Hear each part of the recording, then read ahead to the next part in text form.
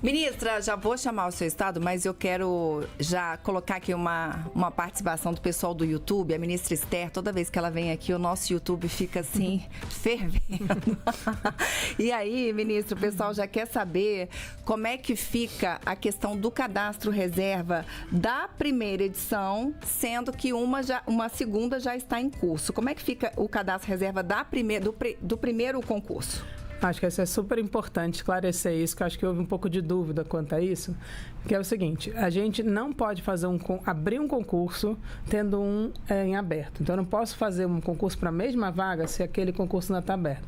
Então, o CPNU 2 não tem vagas iguais aos do CPNU 1. Perfeito. Tá? Isso é muito importante para as pessoas ficarem tranquilas quanto a isso. A gente não vai ter essa sobreposição de concursos. Isso não pode, até ilegal isso, não está acontecendo isso. Portanto, a gente tem o cadastro de reserva do CPNU 1, a gente vai começar a chamar esse cadastro de reserva em breve. Porque saber muito quando? breve. Muito breve, né? Assim, eu tenho uma expectativa que é nos próximos dias ou próxima semana, no máximo. Né? A gente está muito em breve para começar a chamar o cadastro de reserva do CPNU 1 e vamos continuar chamando. O CPNU 1 tem vigência de 1 ano, podendo prorrogar por mais 1 ano. Certo. Então, quem está no cadastro de reserva, a gente sabe que tem uma ansiedade aí, mas a gente pode, lembrando que vale até o meio do ano que vem, alguns até um pouco mais, e a gente tem a possibilidade de renovar por mais 1 ano esse cadastro de reserva, que dá tempo de chamar aí ao longo de 1 ou 2 anos mais gente para a entrada.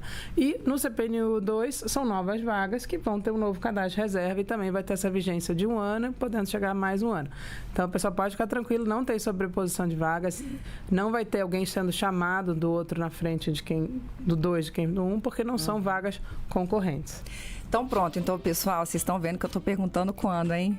Então a ministra já deu uma sinalizada boa aí, próximos dias, né? Então tá próximo. Vamos em frente, ministra, vamos embora pro seu estado, vamos lá pro Portal Dia, vamos conversar com o Saulo Júnior. Oi, Saulo, bem-vindo, bom dia para você. Bom dia, ministra Karine, bom dia, colegas. Então, repórter de economia, às vezes a gente fica um pouco apegado aos números, né?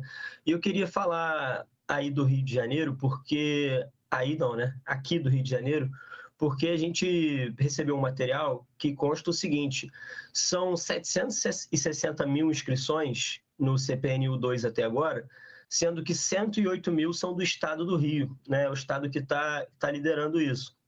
Até com uma vantagem grande com relação a São Paulo, que é o estado mais populoso do país, com mais que o dobro da população do Rio. São Paulo tem 77 mil inscrições, enquanto o Rio tem 108.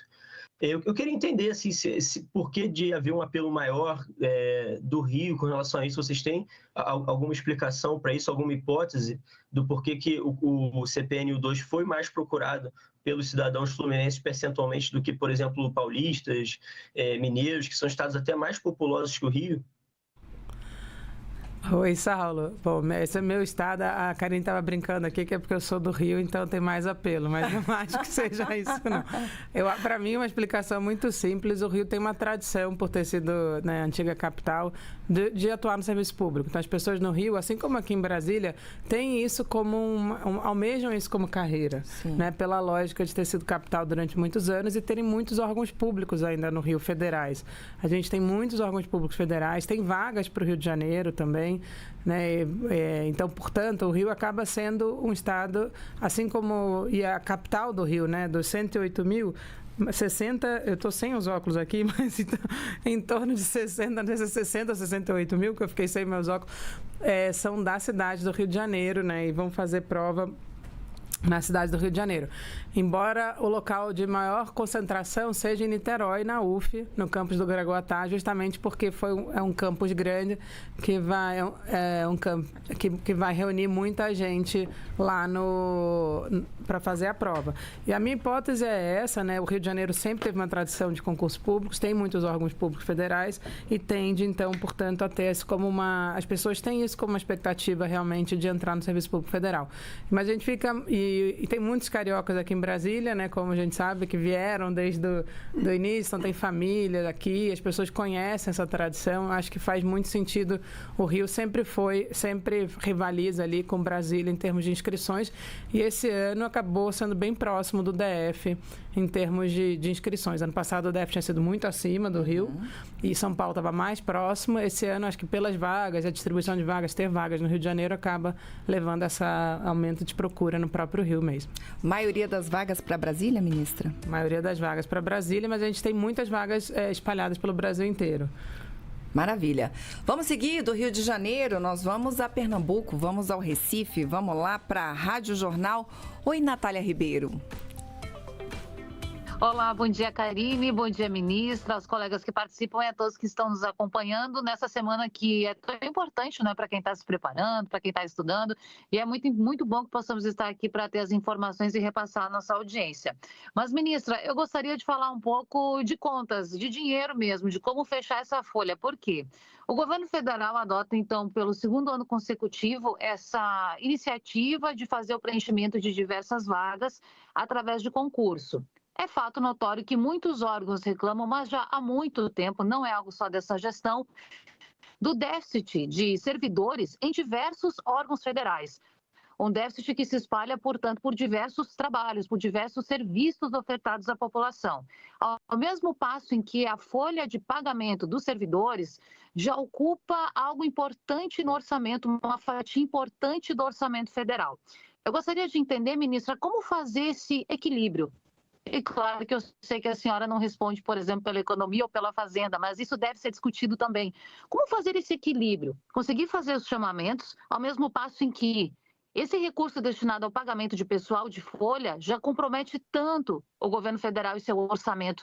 Isso é discutido, e aí já aproveito para, dentro desse contexto, emendar uma outra segunda questão, que é 2026.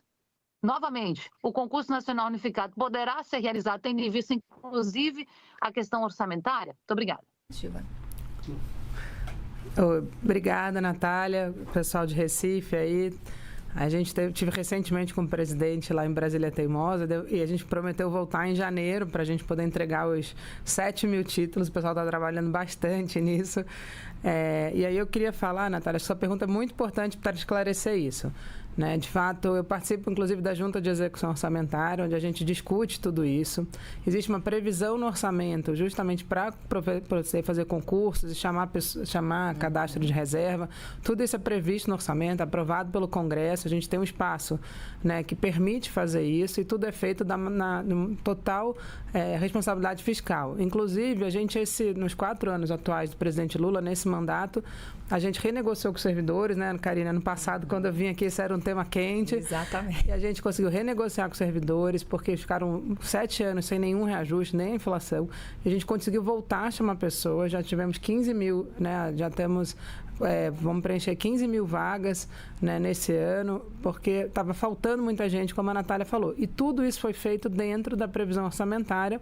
Inclusive, o gasto, né, com o pessoal dentro do Serviço Público Federal, né, no Executivo diretamente, que é o que a gente coordena, vai ficar completamente estável em percentual do PIB em torno nesses 4 anos do mandato do presidente Lula. Tudo isso é previsto, a gente já encaminhou a proposta orçamentária de 2026 também, então fechando os 4 anos do mandato do presidente Lula, e foi tudo feito com muita responsabilidade fiscal, mas é importante dizer isso, a falta de servidores estava comprometendo a capacidade de fazer os serviços públicos, então a gente não pode comprometer nossa prestação de serviço, né? Isso é super importante, a gente tem essa preocupação, e por isso a gente tem trabalhado dentro de um espaço fiscal que é definido pela Junta de Execução Orçamentária, aprovado pelo Congresso. A gente faz aí sim, realiza as provas de concurso, chama excedentes, tudo dentro da previsão orçamentária, já certinho, sem nenhum tipo de comprometimento para as contas públicas. Hoje o Bom Dia Ministra está com a ministra da Gestão, Inovação e Serviços Públicos, Esther Dweck. Ministra, vamos seguir, vamos embora lá para Campinas, vamos à Rádio Bandeirantes, porque o Heitor Fredo também está com a gente. Oi, Heitor, bem-vindo, bom dia para você. Muito obrigado, bom dia, Karine, bom dia, ministra, a todos que acompanham a gente. Ministra, ontem foi anunciada uma parceria do Ministério da Gestão, Inovação e Serviços Públicos com o CPQD aqui em Campinas. É o projeto Inspire, que promete utilizar a inteligência artificial para melhorar o serviço público e o atendimento à população. Gostaria que a senhora explicasse um pouco sobre essa parceria e em quanto tempo o brasileiro vai conseguir sentir essa diferença também nos serviços públicos. Bom dia, Heitor. Eu ia a Campinas ontem, infelizmente tive que desmarcar minha ida justamente para o lançamento dessa nossa iniciativa. E dizer que é uma parceria também com o Ministério da Ciência, Tecnologia e Inovação, porque ele é um recurso do Fundo Nacional de Ciência e Tecnologia, para a gente poder usar a inteligência artificial. Então, é um projeto de inovação, de uso de inteligência artificial para melhorar os serviços públicos e focado muito na integração dos dados. O presidente Lula, ele desde o primeiro ano, ele me cobrou que a gente cria a base de dados do Brasil. Vocês vão lembrar que em 2023 o presidente Lula encomendou aos nossos cientistas um plano brasileiro de inteligência artificial.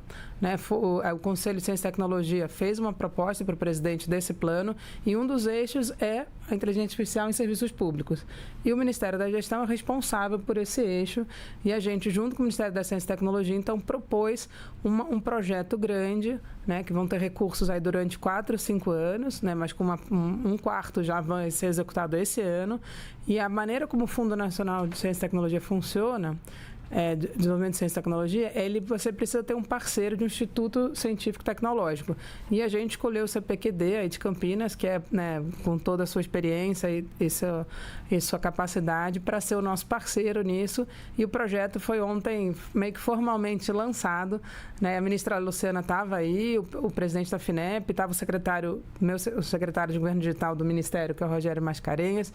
E a gente está muito feliz com esse projeto e acho que a gente vai conseguir avançar muito nessa integração de base de dados que permite que a gente possa ter o que a gente chama um governo para cada pessoa. E a gente possa saber a necessidade de cada pessoa no Brasil, o que ela precisa dos serviços públicos e entregar de forma mais séria e mais ágil, a gente possa melhorar, então, nossa capacidade de prestar serviço. Vamos dar um exemplo prático da inteligência artificial no serviço público? Posso dar um exemplo bem prático que não está dentro desse projeto, mas que as pessoas vão sentir facilmente. Um deles é detecção de área de desmatamento. A gente tem, por comparação de imagens, a gente consegue ver onde está acontecendo. Esse é um exemplo muito claro, muito simples. A gente tem feito, acho que a gente tem avançado bastante nisso, vários ministérios estão avançando, e a gente percebe que o uso da inteligência artificial de forma muito responsável, a gente tem discutido muita ética do uso de inteligência artificial, tem que ter sempre revisão humana, não pode deixar a máquina tomar a decisão sozinha, mas a gente tem certeza que isso vai ganhar um ganho de produtividade gigantesco para o Serviço Público Federal. Correio Brasiliense, Fernanda Strickland, bom dia para você. Bom dia, Karine, bom dia, ministra. Com o aumento do número de candidatos e visibilidade da CNU, houve uma alteração e um reforço no esquema de segurança para garantir a tranquilidade dessa edição. A senhora poderia falar um pouco das medidas que foram adotadas? Oi, Fernanda. Ótima pergunta. Eu queria, porque até a gente tem feito reuniões com a área de logística do concurso, Nós temos envolvimento aí de vários órgãos, Eu queria muito aproveitar para agradecer aqui a ABIN, o Ministério da Justiça com várias áreas, o Ministério da Justiça junto com a Polícia Rodoviária Federal, Polícia Federal, Secretaria de Segurança Pública, que coordena também os estados, E agradecer os estados brasileiros todos os governadores e governadoras deixaram à nossa disposição as forças de segurança,